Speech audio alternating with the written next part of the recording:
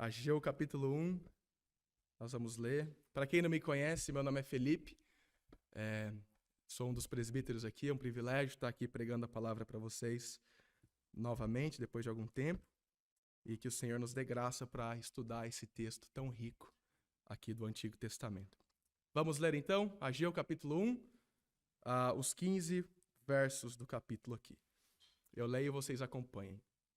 Diz assim: No segundo ano do rei Dario, no sexto mês, no primeiro dia do mês, veio a palavra do Senhor, por intermédio do profeta Ageu, a Zorobabel, filho de Salatiel, governador de Judá, e a Josué, filho de Josadaque, o sumo sacerdote, dizendo: Assim fala o Senhor dos Exércitos, este povo diz: Não veio ainda o tempo em que a casa do Senhor deve ser edificada. Veio, pois, a palavra do Senhor por intermédio do profeta Ageu, dizendo: Acaso é tempo de habitardes vós em casas apaineladas, enquanto esta casa permanece em ruínas? Ora, pois, assim diz o Senhor dos Exércitos: Considerai o vosso passado.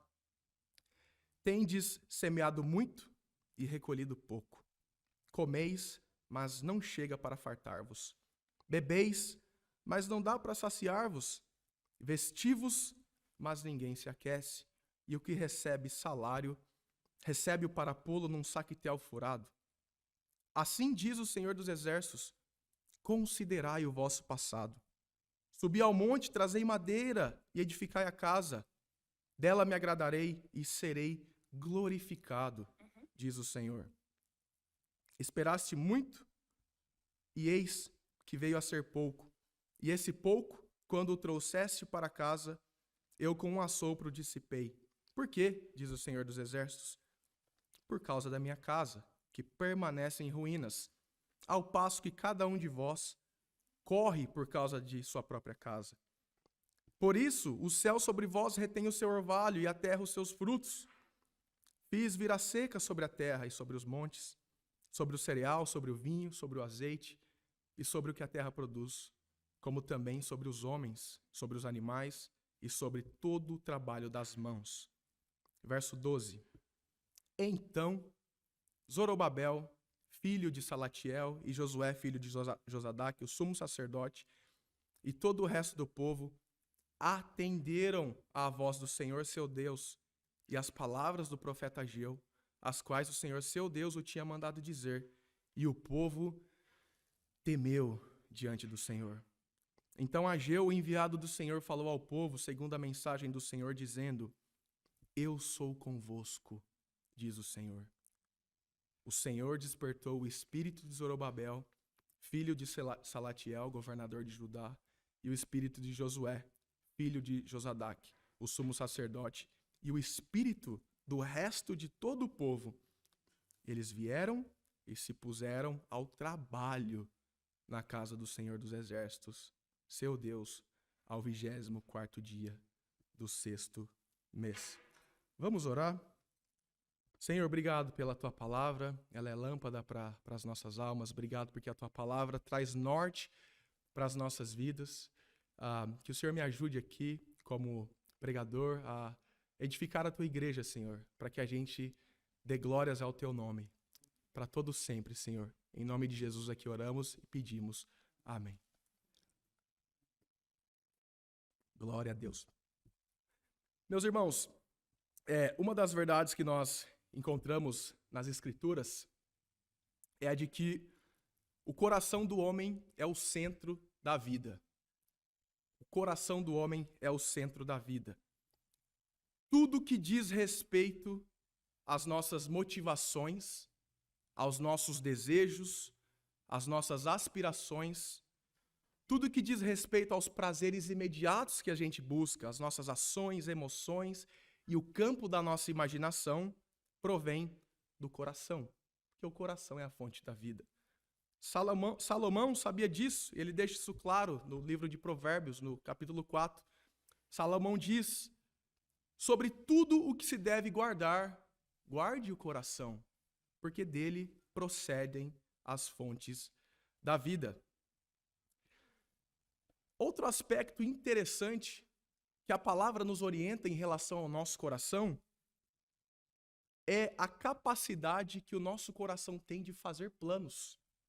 Por exemplo, no mesmo livro de Provérbios, no capítulo 16, Salomão diz que o coração do homem faz planos. Ele diz: o coração do homem pode fazer planos, mas a resposta certa dos lábios vem do Senhor. Então nós vemos alguns aspectos interessantes que a palavra nos orienta em relação ao nosso coração. Nosso coração deseja, nosso coração aspira, nosso coração motiva. E desses desejos provém os planos. E algo que eu queria destacar com vocês é que desses planos procedem as prioridades das nossas vidas. E o que é interessante destacar, irmãos, e compreender é que as nossas prioridades, elas podem ser boas prioridades ou más prioridades. Um exemplo de boa prioridade, por exemplo, é buscar as coisas do reino. Isso é boa prioridade. O Senhor Jesus nos manda buscar primeiro o reino de Deus e a sua justiça mais do que todas as coisas. O reino de Deus deve ser a nossa principal prioridade. Isso é uma boa prioridade. Porém, meus queridos, nós sabemos que nem sempre isso acontece na prática. Por quê? Porque existem os desafios relacionados à nossa jornada cristã. A palavra nos deixa claro que mesmo depois do povo de Deus ser regenerado, ter recebido um coração transformado pelo Senhor Jesus, até que o Senhor Jesus retorne, o povo de Deus, os crentes, viverão uma vida de lutas contra inimigos. Quais inimigos? O nosso próprio coração, que é a fonte da vida. O nosso coração continua, a despeito disso que eu falei, ser um coração enganoso. Nós travamos batalhas internas a todo momento contra o nosso próprio coração. Nós temos outro inimigo, que é o mundo. Nós lutamos para não ceder às paixões do mundo. E nós também lutamos contra o diabo e seus anjos caídos. Então, o que eu gostaria de deixar claro para vocês é que nós que somos povo de Deus, por causa desses inimigos mencionados, nós podemos facilmente inverter as nossas prioridades de buscar a glória do Senhor nessa presente vida. Nós podemos, por causa desses inimigos, buscar prioridades que são más prioridades. E aqui no texto de hoje, meus irmãos, nós temos o exemplo vívido, um exemplo muito claro do povo israelita, um povo como nós, que foram escolhidos por Deus.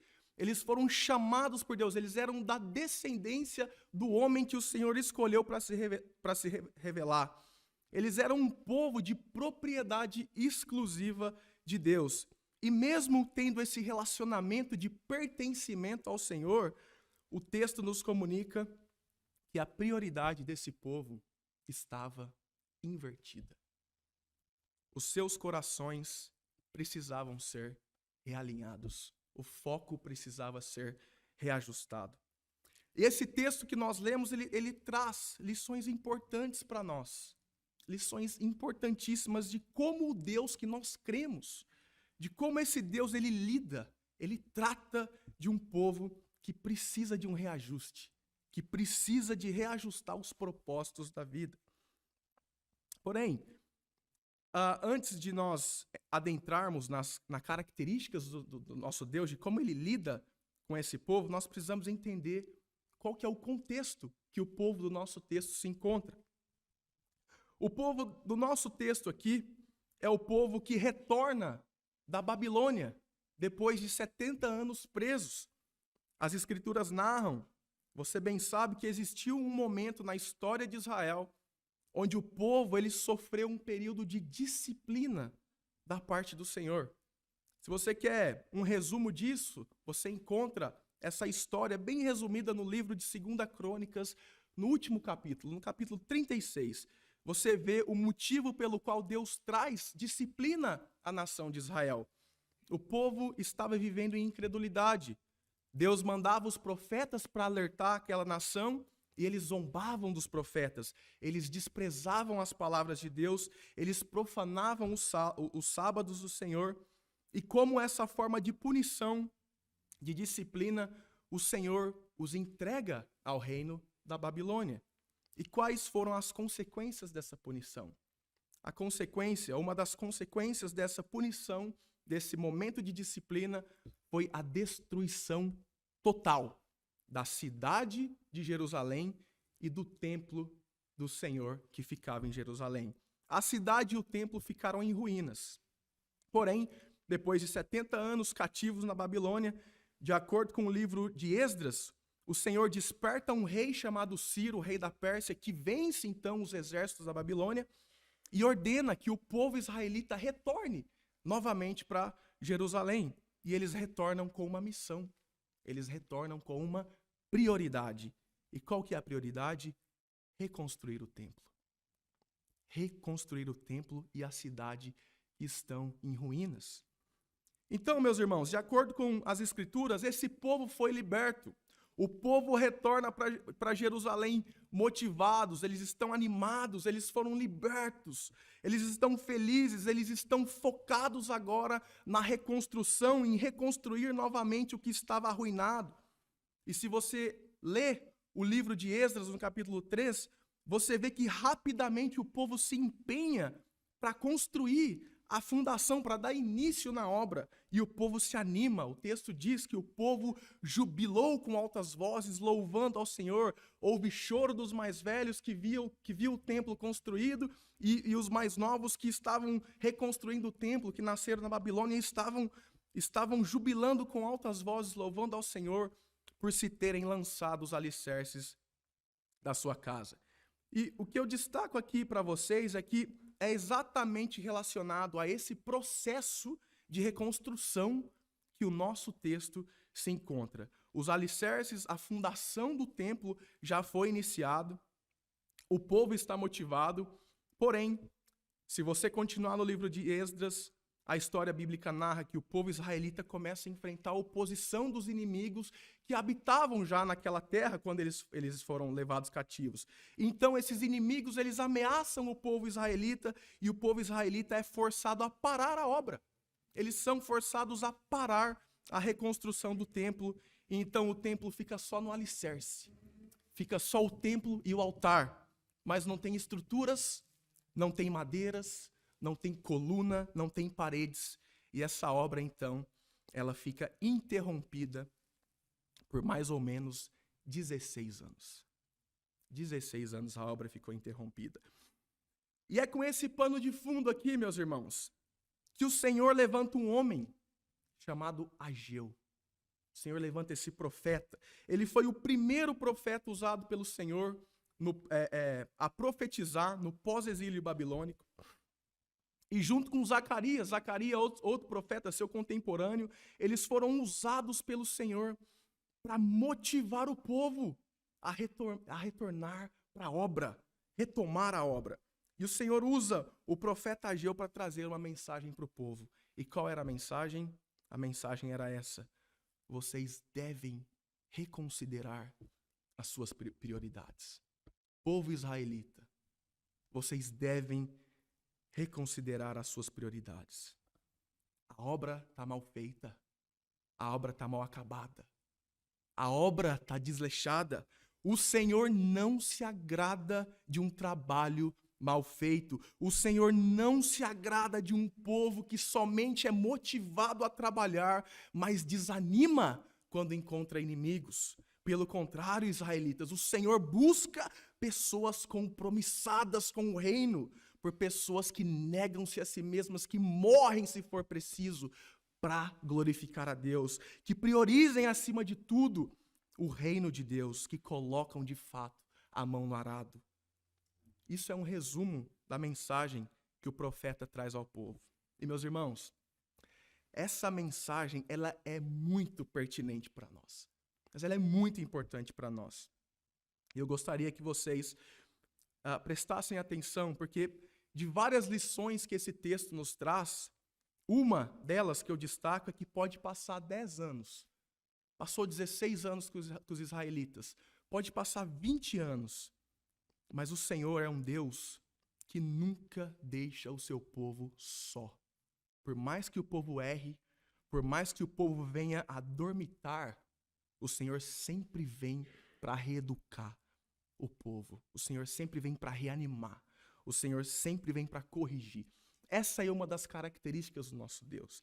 E a pergunta que nós devemos fazer, então, é: como o Senhor, Ele nos corrige quando algo está errado, quando algo está desalinhado? De acordo com o texto, como é que acontece essa correção da parte do Senhor? Quais são as características, os atributos de Deus que nós podemos ver aqui no texto? E aqui nós temos lições importantes de como o Senhor lida com um povo que precisa ter o foco reajustado. Uma das lições que nós podemos destacar é o seguinte: como o Senhor lida com um povo que precisa reconsiderar suas prioridades. Primeiro, o Senhor, Ele expõe os intentos do coração do seu povo. O Senhor expõe os intentos do coração do seu povo. O texto nos mostra que os israelitas eles estavam pecando. Nós vamos ver isso. Eles estavam sendo incoerentes em relação à missão que eles tinham de reconstruir o templo. O texto diz que eles verbalizavam de fato a ideia. Eles verbalizavam, eles sabiam que eles tinham que concluir a obra, mas eles estavam se apoiando em desculpas para não continuar a reconstrução do templo. E isso por 16 anos. Então, o texto nos diz, nos versos de 1 a 3, que em um ajuntamento do povo, provavelmente era um dia festivo, num momento sublime, num momento importante, com pessoas importantes presentes, o governador estava presente, o Zorobabel, o sumo sacerdote Josué e o povo. Nesse momento sublime, o profeta Ageu, usado por Deus, ele levanta a sua voz para fazer o povo enxergar aquilo que estava errado. E o que estava errado? O erro dos israelitas era ter um entendimento que não passava de teoria. Era ter um entendimento que não passava de teoria. Era ter uma fé que não produzia frutos. Era ter uma vida de palavras vazias, mas que não tinha atos. O que eles diziam? Observem as palavras desse povo no verso 2. Eles diziam: não veio ainda o tempo em que a casa do Senhor deve ser edificada. E por que eu disse que a vida desse povo era infrutífera? Por exemplo, eles eram um povo que, se você perguntasse: ô meu querido, tudo bem? E aí, como é que estão as coisas? Joia, joia. A obra está parada. O templo tá inacabado. Tem que continuar. Eles iam responder: sim, tem que fazer a obra, irmão. É verdade, vamos fazer. Mas agora não dá. Agora não dá. Existe oposição. Existem inimigos. Nós estamos sendo ameaçados. Nós estamos sendo desmotivados. A política não está favorável para nós. A imigração não está favorável. Nós não temos recursos suficientes. Está tudo arruinado. Essa era a narrativa deles. Está tudo arruinado. Mas, meus irmãos, o nosso Deus, Ele nunca é pego de surpresa. O nosso Deus, Ele sabe tudo o que se passa na vida de cada um dos seus filhos. E o texto nos mostra o que de fato estava refreando o povo de agir. E o verdadeiro impedimento de construir o templo não eram as dificuldades ao redor, não eram as circunstâncias, não era unicamente a oposição que estava refreando a obra de ser continuada. O texto diz no verso 4, o texto deixa claro que o real problema do povo era o caráter. O coração do povo estava longe de Deus. Essa era a raiz da dificuldade. Por isso que o Senhor diz pela boca do profeta Ageu, no verso 13 e 4, ele diz assim, acompanhe comigo. Veio a palavra do Senhor por intermédio do profeta Ageu, dizendo: acaso é tempo de habitardes vós em casas apaineladas, enquanto esta casa permanece em ruínas? Então o texto deixa claro qual que era o real problema. O coração deles não estavam alinhados com os propósitos de Deus. E quando um coração não está alinhado com os propósitos do Senhor, qualquer coisa se torna uma dificuldade para que a obra não seja completada. Quando um coração não está alinhado com os propósitos do Senhor, qualquer dificuldade, por menor que seja, meus irmãos, se torna um empecilho para realizar as coisas de Deus. A raiz do coração do povo não estava em concluir a obra, estava em concluir as suas próprias casas. A palavra apaineladas carrega a ideia de fino acabamento, de luxo. O povo estava mais preocupado com os seus luxos e bens materiais do que com a casa do Senhor. Por isso o Senhor usa uma linguagem de distanciamento desse povo. No verso 2 você observa isso. Deus fala assim: este povo diz, ainda não veio ao tempo. Isso é digno da nossa atenção, porque nas narrativas bíblicas o Senhor deixa claro que o povo escolhido, o povo de propriedade exclusiva, o Senhor chama de meu povo. Vós sois o meu povo e eu sou o vosso Deus. Mas aqui o Senhor os chama de este povo. Por quê? Porque o Senhor deixa claro que um povo que não está com o coração nas coisas do Senhor não pertence a Ele. O Senhor deseja um povo que honre com os lábios e com atos, que tenha o coração na obra. Meus irmãos, isso facilmente pode acontecer com a gente, povo de Deus. Facilmente. Nós podemos ser pessoas que verbalizamos de fato a nossa fé, mas nós podemos ter o nosso coração distante de Deus. E esse texto, ele nos ajuda a fazer um diagnóstico do nosso coração, porque pode ser que o que nos impede de continuar a missão, pode ser que o que nos impede de se engajar mais na obra, pode ser que o que nos impede de servir mais a igreja e de priorizar o reino, não são as dificuldades ao nosso redor, não é a falta de recurso, não é a falta de tempo, não é o cansaço. Eu entendo que o povo de Deus, nós podemos de fato passar por dificuldades. A imigração, ela pode atrapalhar, ela pode causar em nós ansiedades. A falta de dinheiro, ela pode ser um empecilho. Uma doença, ela pode de fato te impedir de servir mais. Filhos recém-nascidos, crianças, pode de fato deixar a nossa vida mais difícil de ser organizada. As paixões do mundo, elas podem constantemente desviar o nosso foco. Existem inúmeros exemplos que podem nos impedir de continuar a servir o reino.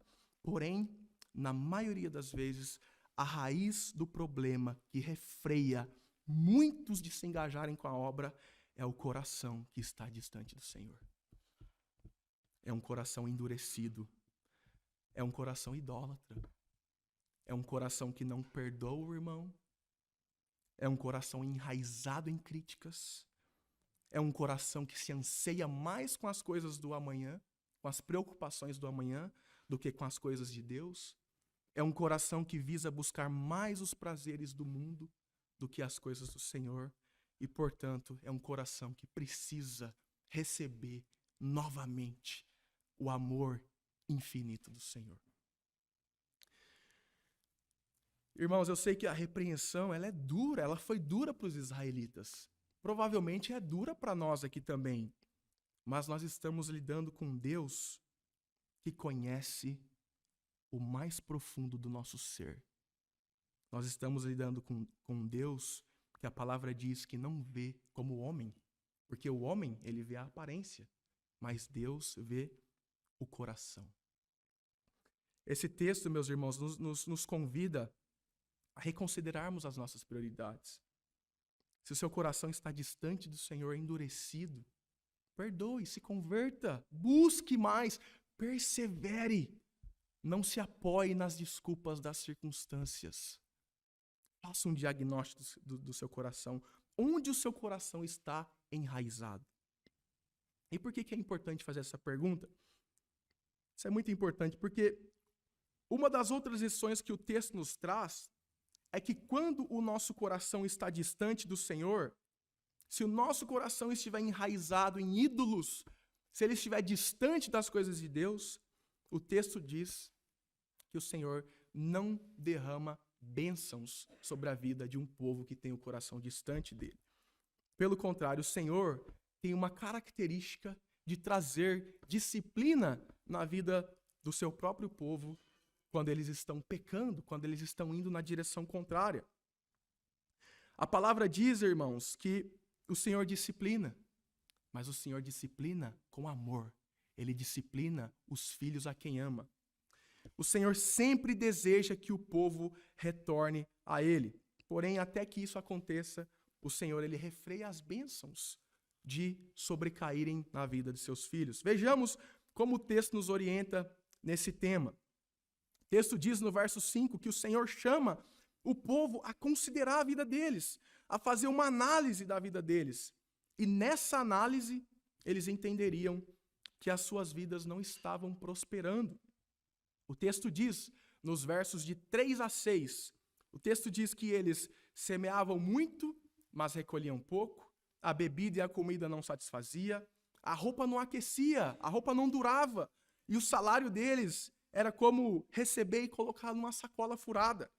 E não somente em relação a bens materiais, o Senhor estava disciplinando eles, mas o povo também estava recebendo sobre suas vidas as maldições da lei que estão em Deuteronômio 28. A palavra diz que, em Deuteronômio 28, que se o povo não desse ouvido à voz de Deus, eles escolheriam a maldição da lei. E essa profecia dada por Moisés, ela recai sobre o povo desse texto aqui. O texto diz, nos versos de 9 a 11, que até os elementos da natureza o Senhor estava refreando para que as colheitas não fossem bem-sucedidas, para que o trabalho não fosse bem-sucedido. Veja no verso 10, diz assim: Por isso que, por causa que o seu coração está distante de mim, o céu sobre vós retém o seu orvalho e a terra os seus frutos. Fiz vir seca sobre a terra e sobre os montes, sobre o cereal, sobre o vinho, sobre o azeite e sobre tudo que a terra produz, como também sobre os homens, sobre os animais e sobre todo o trabalho das mãos. O Senhor, irmãos, Ele está mostrando aqui que uma vida com o coração distante dele é uma vida que não prospera. E por que tudo isso? Por que o Senhor está falando assim com esse povo? A resposta está no verso 9, que o Senhor diz: por causa da minha casa, que permanece em ruínas, ao passo que cada um de vós corre por causa da sua própria casa. Vocês estão buscando as coisas de vocês primeiro. Volta, faça uma análise da vida de vocês e vê se a vida de vocês estão prosperando. Meus irmãos, nós vemos que o texto diz que o Senhor trata esse povo de uma forma gradativa. Primeiro, o Senhor os repreende, o Senhor expõe de fato o que está acontecendo, o Senhor expõe os intentos do coração desse povo, e depois o Senhor chama esse povo a entender que um coração que não busca a glória de Deus é um coração que colherá maldição, que colherá disciplina, é um coração que não será próspero. E o que nós podemos aprender aqui, irmãos? Talvez muitos de nós aqui hoje estamos divididos. Mesmo sendo crentes, pode ser que nós estejamos divididos quanto em buscar as coisas que a gente acha que é melhor para nós do que o que Deus acha que é melhor para nós. Quanto em realizar os nossos sonhos e próprios desejos em detrimento dos sonhos e desejos de Deus. E baseados nos ensinos desse texto, nós podemos aprender que se nós buscarmos aquilo que nós queremos, a nossa vida não vai para frente. Vai ser como colocar dinheiro num saco furado. A vida não vai para frente. E sabe por quê, meus irmãos? Porque o Senhor deseja que nós o amemos, que nós o busquemos acima de tudo. O Senhor Jesus deixa isso claro naquele diálogo que ele teve com o intérprete da lei, quando o Senhor foi perguntado: o que eu faço, Senhor, para herdar a vida eterna? Ele disse: ame o Senhor, teu Deus, de todo o teu coração, de toda a tua alma, de todas as tuas forças e de todo o seu entendimento. A palavra nos orienta que não existe espaço para dois senhores. Não tem como servir a Deus, não tem como servir as riquezas. Tiago também nos orienta em sua carta que se nós quisermos ser amigos do mundo, nós nos tornamos inimigos de Deus. Eu não quero, irmãos, que você pense que eu acho que buscar a Deus em primeiro lugar é algo fácil. É mamão. Ame o Senhor teu Deus com toda a tua força, todo o teu coração, todo o teu entendimento. Eu não estou falando que isso é fácil. Muito pelo contrário. Eu entendo das dificuldades que é ser crente. Eu entendo que é difícil nadar contra a correnteza. É difícil ir contra a cultura desse mundo. Os nossos olhos a todo momento querem nos trair. É difícil não ser deixado levar pelos nossos próprios desejos. Dá para a gente entender um pouco do porquê os israelitas estavam errando o foco. E o problema está no coração. O coração é pecaminoso. O nosso coração, a todo tempo, ele vai fazer nos pensar que as nossas vontades são melhores que as vontades de Deus. E, meus irmãos, se o seu coração aqui hoje quer te enganar, igual o povo israelita estava sendo enganado, se o seu coração acha que as coisas do mundo, as tuas próprias coisas são melhores que as de Deus, ou se você tem medo de entregar-se 100% para o Senhor, a palavra nos orienta no Salmo 37. Agrada-te do Senhor, povo de Deus, e Ele satisfará os desejos do seu coração. Nós temos, pela graça, a palavra de Deus que nos norteia caso nós estejamos caindo em alguma armadilha. Se seu coração está te colocando em alguma armadilha, se você está errando o foco, se você está em pecado, se você acha que as tuas coisas é melhor que as coisas de Deus, não faça isso. Agrada-te do Senhor. E Ele satisfará os desejos do teu coração. Irmãos, o Salmo 127 diz que sem o Senhor perto, tudo é inútil. Tudo é inútil. Se o Senhor não edificar a casa, em vão trabalham os que a edificam. A vida sem o Senhor é uma vida que não prospera. Então, o que nós vimos? Como que o Senhor trata um povo que está precisando de reajustar o foco? O Senhor, Ele entende, Ele sabe o mais profundo do nosso ser. Ele expõe os intentos do nosso coração e Ele nos chama a fazer um diagnóstico das nossas vidas e reconsiderar as nossas prioridades e retornar para Ele. Segundo, Ele nos mostra que quando nosso coração está distante, a nossa vida não prospera, não vai para frente. E caso nós venhamos a nos deparar com alguma situação onde o nosso coração esteja longe do Senhor, caso nós estejamos assim aqui agora, caso o seu coração esteja distante do Senhor nesse momento, o texto traz uma resposta do que a igreja, do que o povo de Deus deve fazer. E o que o Senhor deseja que o povo faça? Irmãos, a resposta é algo que não é novo para nós. Todos conhecemos, todos já sabemos. E a resposta, de acordo com o texto, é reconhecer o nosso erro. Reconhecer o nosso pecado. Reconhecer que nós precisamos de nos converter. E o texto diz que o povo entendeu isso no verso 12. O verso 12 diz assim: então Zorobabel, filho de Salatiel, e Josué, filho de Josadaque, o sumo sacerdote, e todo o resto do povo atenderam a voz do Senhor seu Deus e as palavras do profeta Ageu, as quais o Senhor seu Deus o tinha mandado dizer. E o povo temeu diante do Senhor. Meus irmãos, o texto nos diz que depois que o povo é exortado, depois que o povo entende que o seu coração foi exposto, que o Senhor sabe o que está passando, o povo se quebranta. E o povo atende, reconhece a voz do Senhor. Eles reconhecem que a verdade prevaleceu. E o texto diz que o povo temeu diante do Senhor. O povo tratou as palavras do Senhor através do profeta com seriedade, com temor. Temor significa tratar com reverência. E, meus irmãos, algo importantíssimo de se observar aqui é que o caráter do nosso Deus, veja bem, o caráter de Deus, quando o povo se dispõe a ouvir, nós aprendemos algo em relação ao caráter de Deus. Quando o povo se dispõe a ouvir o Senhor, rapidamente, a maneira pela qual o Senhor estava lidando com os israelitas é mudada. Existia um distanciamento da parte do Senhor, mas quando o povo se dispõe a ouvir, quando o povo se quebranta, o texto diz que o Senhor se aproxima do povo novamente. Isso é lindo, meus irmãos. Olha o que diz no verso 13. Então Ageu, o enviado do Senhor, falou ao povo, segundo a mensagem do Senhor, dizendo: eu sou convosco, diz o Senhor. Meus irmãos, eu me lembrei de como eu lido com meu filho, com o Oliver. É um exemplo básico de como o Senhor trata o seu povo. O Oliver me desobedece, eu vou e o disciplino.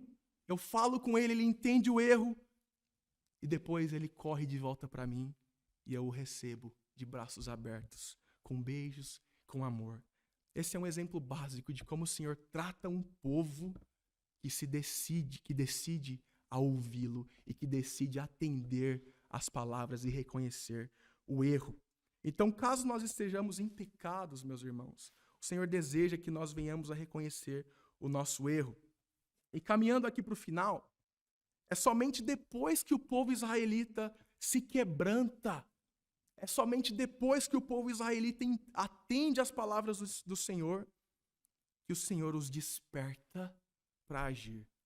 É somente depois que o povo se quebranta e se dispõe a ouvir o Senhor, que o Senhor os desperta para a ação. E isso está no verso 14. Diz assim: o Senhor despertou o espírito de Zorobabel, filho de Salatiel, governador de Judá, e o espírito de Josué, filho de Josadá, que é o sumo sacerdote, e o espírito do resto de todo o povo. Eles vieram e se puseram ao trabalho na casa do Senhor dos Exércitos, seu Deus, ao 24º dia do 6º mês. Meus irmãos, nós vemos aqui que depois que o povo atende a voz, o Senhor os desperta, e eles se colocam ao trabalho depois de 23 dias da primeira mensagem do profeta. Se você vê no verso 1, a mensagem vem no 6º mês, no primeiro dia do mês. E quando o povo é despertado pelo Senhor, o verso 15 diz que o povo se coloca ao trabalho ao 24º dia do mesmo mês. 23 dias, o povo começa a dar frutos, o povo começa a buscar a glória de Deus, e os propósitos da vida do povo são realinhados, reajustados em menos de um mês. Meus irmãos, que não nos esqueçamos desses princípios, caso o nosso coração se distancie do Senhor, caso você esteja vivendo uma vida com o coração enraizado em outras coisas. Nós vimos aqui que a palavra é o nosso norte, a palavra nos dá luz. E se você se encontra, ou se um dia você se encontrar numa posição que você precisa sair da lama, lembre-se desse texto. Reconheça o seu erro, o Senhor conhece os intentos do seu coração. E o que Ele deseja de nós é que nós estejamos dispostos a ouvi-lo. Para terminar, eu disse, meus irmãos, que tem várias situações que podem fazer com que vocês invertam, com que nós venhamos a inverter as prioridades das nossas vidas para com Deus. Os israelitas do nosso texto deixou o templo de Deus parado, relaxado, para buscar a construir suas próprias casas apaineladas. Hoje, nós não precisamos mais construir templos, nós não precisamos fazer templos para Deus, porque Paulo nos diz em 1 Coríntios 3,16 que nós somos templos do Senhor e o Espírito do Senhor habita em cada um de nós. Antes de você ir embora, antes de terminar esse sermão, eu te pergunto, como que está o seu templo? Como que está a obra do seu templo? Está relaxada? Está mal acabada? Está desleixada? Você está buscando outras coisas ao invés de construir o seu templo? Meus irmãos, às vezes nós podemos achar que quando nós erramos, quando nós estamos distantes do Senhor, o Senhor está bravo com a gente, o Senhor se afasta. Às vezes podemos pensar que o Senhor não quer relacionamento conosco, porque nós estamos em pecados. Mas não é assim. O texto nos encoraja, o texto nos mostra que a partir do momento que você reconhece o seu erro, rapidamente o Senhor vem em amor em sua direção, para te corrigir, para te reeducar, para te abraçar.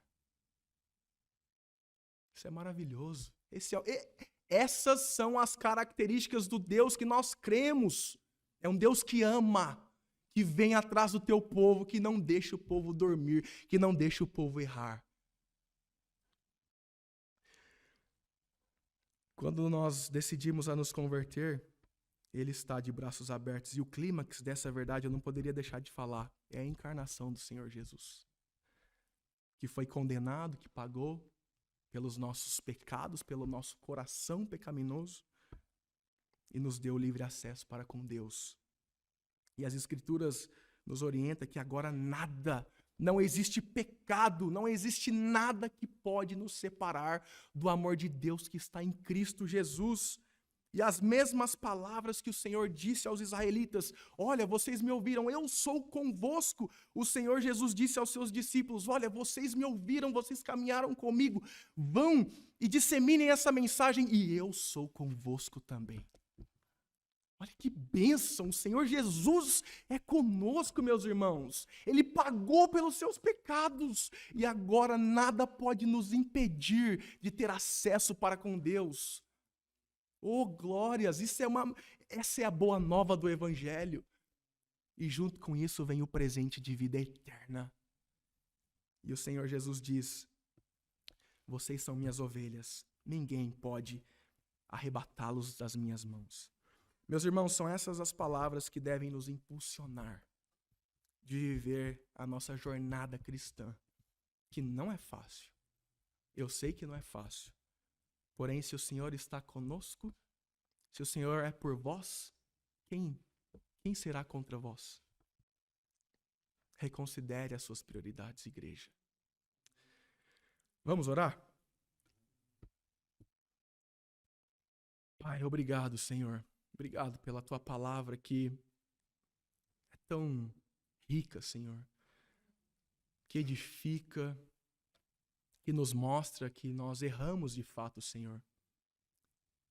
Mas também diz que se nós nos convertermos ao Senhor, o Senhor está de braços abertos, ó Pai. O Senhor vem até nós, o Senhor veio até nós em Cristo. Nós somos gratos, ó Pai. O Senhor nos amou primeiro, Senhor. Muito obrigado por ter vindo até nós primeiramente. Que jamais esqueçamos, ó Pai, de que Tu és um Deus de amor, que corrige, que ama e que nos quer, Pai, e que nos comprou e pagou o preço alto, preço de sangue, Pai. Obrigado, Senhor. Que a Tua igreja seja edificada e que, ao sair por essa porta, Pai, que glorifiquemos cada vez mais o Teu santo nome, Pai. Obrigado, Senhor. Oramos aqui agradecidos em nome de Jesus.